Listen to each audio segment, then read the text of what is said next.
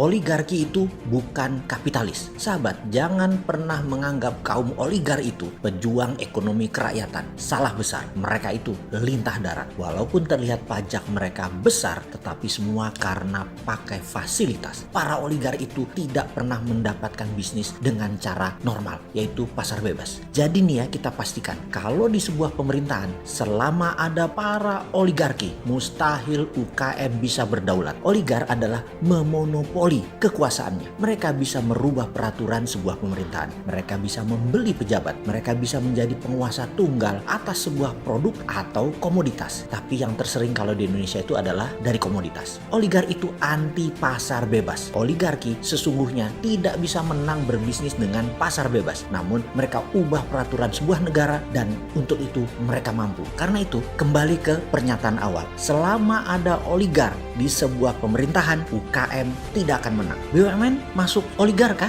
Ya, pasti. Karena itu saya jauh-jauh hari kalau ini adalah prinsip saya pribadi. Yaitu saya mengatakan saya anti negara berbisnis. Karena itu pelanggengan oligarki. Dan itu anti ekonomi kerakyatan, anti UKM. Tidak mungkin sila kelima akan terjadi di Indonesia. Yaitu keadilan sosial bagi seluruh rakyat Indonesia. Tidak mungkin. Bullshit aja bisa nolong UKM, bisnis kerakyatan, namun masih ada BUMN dan oligarki swasta berkuasa. Itu adalah sebuah prank besar. Kalau ada pejabat mengatakan bisa mengangkat UKM dari tidur panjang selama ini untuk bisa bangun, berdiri, dan berlari menguasai dunia. Oligarki akan berusaha mematikan persaingan dan mematikan liberalisme pasar bebas. Bacanya adalah menggembosi dan membatasi UKM. UKM harus hilirnya mereka. UKM boleh bikin gerobak mie jutaan, tapi mie-nya dari mereka. Boleh punya warung bakso jualan, tapi dagingnya dari mereka. Boleh punya kafe, kopi ratusan ribu tumbuhnya, tetapi kopinya, gulanya dari mereka.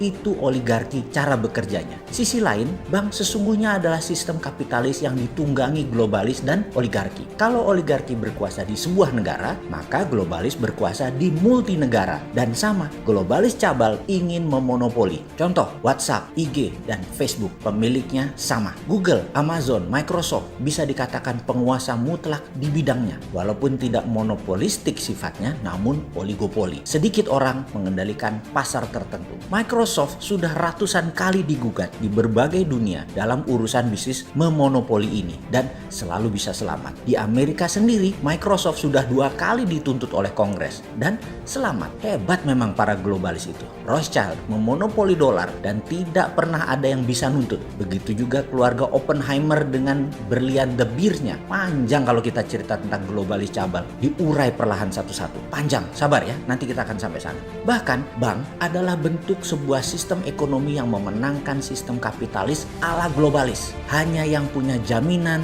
yang bisa pinjam. Jadi Anda, kita para rakyat kecil, duitnya dikumpulin di bank, tapi tidak bisa buat pinjam karena hanya 10% manusia yang punya jaminan, yaitu mereka yang kaya, yang dekat dengan kekuasaan, atau yang bermain dengan para oligar. Dan sedikit sekali yang bisa bermain di sana, yang murni dari pasar bebas. Tiongkok yang dipuja-puji oleh banyak pejabat saat ini adalah negara berbisnis dengan menggunakan sistem oligarki. Namun swastanya didukung oleh pemerintah untuk menggarap pasar domestik. Dia belah-belah itu sisi pasarnya. Jadi kalau mau tiru Tiongkok itu total tirunya. Jangan ikuti maunya Tiongkok seperti saat ini. Tiru total adalah seluruh proyek BUMN Cina pakai duit renminbi yang uang tersebut dicetak berdasarkan proyek. Nggak usah pinjem asing, cetak duit. Indonesia bisa lakukan itu. Semua proyek nasional pakai print money. Swasta di Tiongkok pakai mekanisme pasar normal biasa dan dukung dengan peraturan, yaitu perusahaan internasional batasi mainnya di lokal sampai swasta nasional menang. Jadi swasta nasional dilindungi pemerintah untuk melawan pebisnis asing. Sementara BUMN dan APBN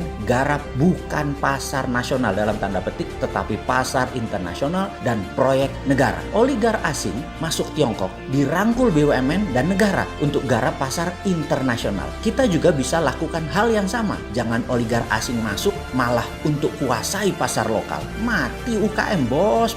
Bagaimana sih mimpin negara? Oke, informasi sekilas tadi sudah mulai terang benderang kan melihatnya. Wes ndang cepet dikerjain, ra usah kakean mikir ben ora ketok lemai. Apa perlu gua nih masuk got sekarang? Ntar pada panik lagi, nesu, marah-marah, kirim buzzer. Ya sudah, pakai aja idenya. Awas ya nggak dijalani, gua masuk gorong-gorong beneran nih.